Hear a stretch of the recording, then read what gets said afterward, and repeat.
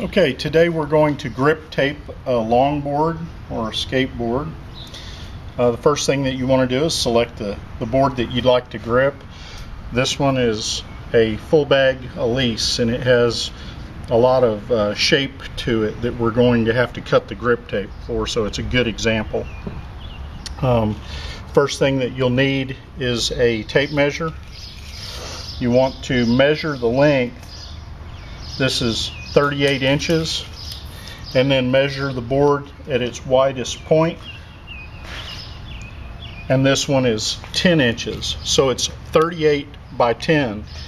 You're going to want to order your grip tape larger than that so you have enough room to trim around the edges.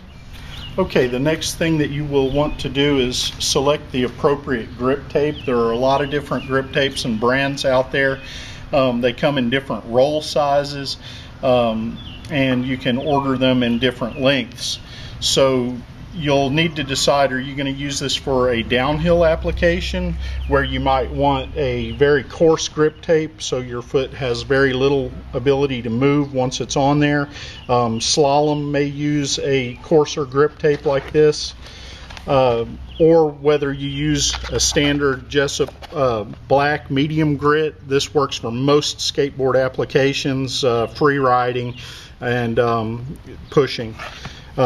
This also comes in a clear color if the top of your board has features that you would like to come through the grip tape a little bit. It's not going to be crystal clear, but it will allow some of the imagery underneath on the deck top to show through.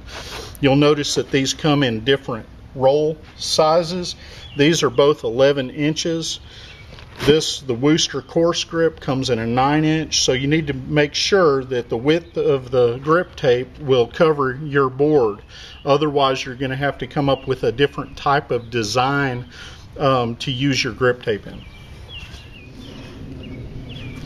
Grip taping can be very creative. If you choose to use a thinner grip tape roll, you might decide to do more of a patchwork design such as this. You could even change up and use different grip tapes in the middle and on the edges and cut them into any pattern that you would like in order to make your board look unique on the top and also give you good functional grip. If you're using a thinner roll, one way around that is to sometimes put a racing stripe down the center of your board. You could also offset it to one side or the other. Just take into consideration whether you ride standard or goofy to make sure that you have the thickest part of the grip on the side where the ball of your foot is going to rest on the board. So this stripe, you're going to use the factory edge on each side, cut the grip tape down the middle, and then reverse it in where you're using the factory edges to give your straight line down the middle or on one side or the other. Okay, now I got my grip tape in from Texas Longboards and cut it to the proper length. I've left myself a little bit longer on the ends, front and back, where when I overlay the tape on the board, it will completely cover the board. Today we're using black Jessup grip tape, and the first thing you want to do is just center it up on the board. You can feel underneath the tape, get it nice and centered. Make sure you have plenty front and back. You'll want to put your hand down to give it some pressure. Peel the end of the tape off.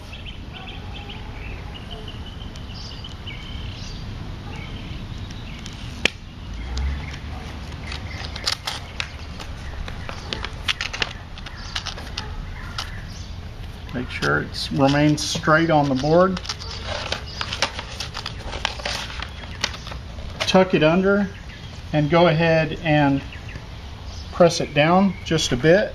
Then you can roll your tape over and pull your tape from the back side while covering the board.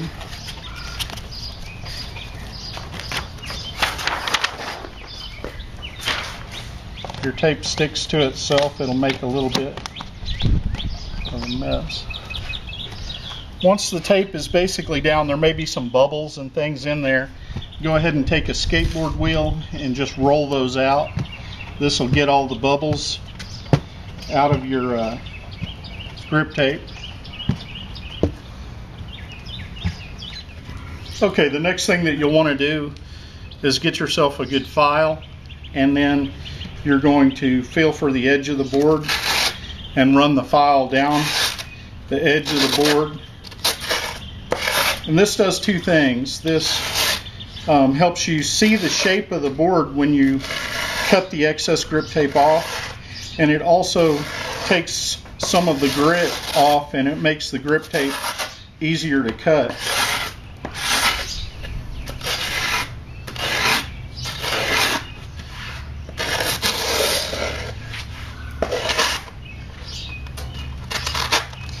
Make sure and just be careful around all the unique edges of your board.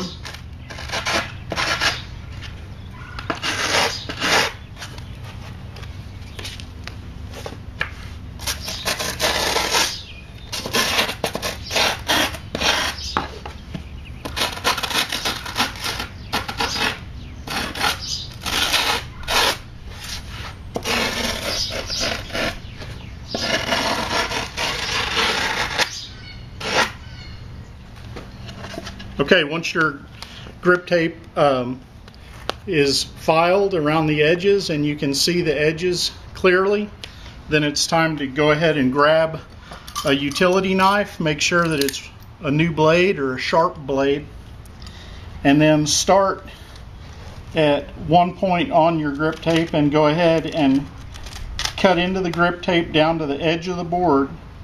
And then once you're there, you're just going to lightly shave right down the edge of that board, following the lines that you've filed, and cut the excess grip tape right off the board. If you don't get it perfect, don't worry.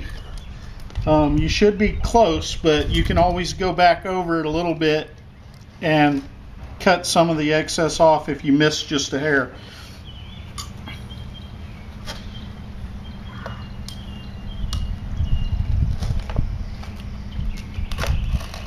If you get to an area where the grip tape starts to get in your way, just go ahead and cut it off. Work your way around your angles.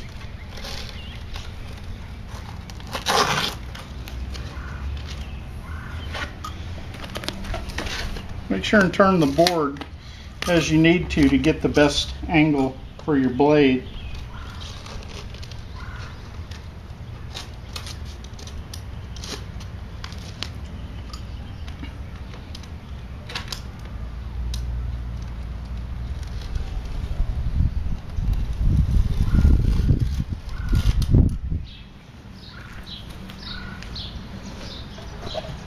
Okay, now that your board is fully gripped and it looks the way that you would like it, all you have left to do is select your truck position. If you have variable truck positions, you'll take your riser pad, put it on there where you want it. Make sure all your holes line up, your truck's in the proper position, whether it's new school or old school drill.